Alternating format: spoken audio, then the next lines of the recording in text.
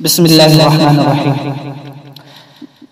سامعین باتمکین، آج کا ٹاپک ہے کہ نماز کن اوقات میں پڑھنی چاہیے۔ جاننا چاہیے کہ 3 اوقات میں نماز پڑھنا مکروہ تحریمی ہے۔ سب سے پہلے میں آپ کے خدمت میں حدیث پاک پیش کرتا ہوں۔ مسلم جلد اول صفحہ 276 پر موجود ہے۔ حضرت عقبہ بن عامر فرماتے ہیں کہ رسول اللہ صلی اللہ علیہ وسلم ہمیں منع فرماتے تھے 3 اوقات میں نماز پڑھنے سے۔ 3 اوقات میں نماز پڑھنے سے بھی اور مردوں کو دفنانے سے بھی۔ ایک تو جب سورج طلوع ہو رہا ہو یہاں تک کہ بلند ہو جائے، دوسرے جس وقت کے ٹھیک دوپہر ہو جب تک کہ زوال نہ ہو جائے، سورج ڈھل نہ جائے، تیسرے جس وقت سورج ڈوبنے لگے جب تک کہ پورا ڈوب نہ جائے۔ سامعین، یہ جو حدیث میں نے آپ کے سامنے پڑھی اس سے ثابت ہو رہا ہے کہ 3 اوقات ایسے ہیں، 3 وقت ایسے ہیں کہ جن میں کوئی بھی نماز جائز نہیں، نہ فرض جائز، نہ واجب، نہ سنت، نہ نفل۔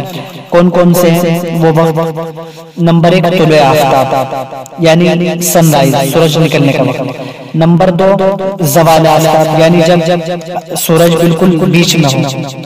اور نمبر 3 ہے غروب آفتاب یعنی جس وقت سورج ڈوب رہا ہو۔ ان 3 اوقات میں نماز پڑھنا مکروہ تحریمی ہے۔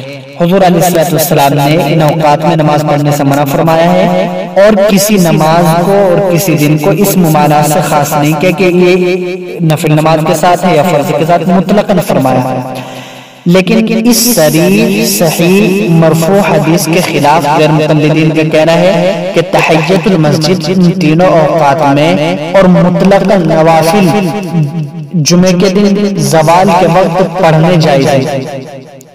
چنانچہ نواب وحید الزمان لکھتے ہیں، نزول ابرار جلد 1 صفحہ 127 پر لکھتے ہیں، انہی میں سے تحیۃ المسجد بھی ہے اور یہ تمام اوقات میں جائز ہے، حتیٰ کہ جن اوقات میں نماز پڑھنے سے منع کیا گیا ہے ان میں بھی۔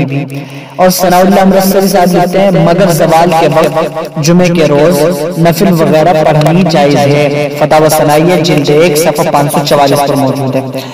ملاحظہ فرمائیے، حضور علیہ السلام تو فرما رہے ہیں کہ 3 اوقات میں کوئی سی بھی نماز نہ پڑھنا، ان اوقات میں نماز جائز نہیں، لیکن غیر مقلدین کہہ رہے ہیں کہ نہیں صاحب نوافل پڑھ لینے چاہیے، وہ جائز ہے۔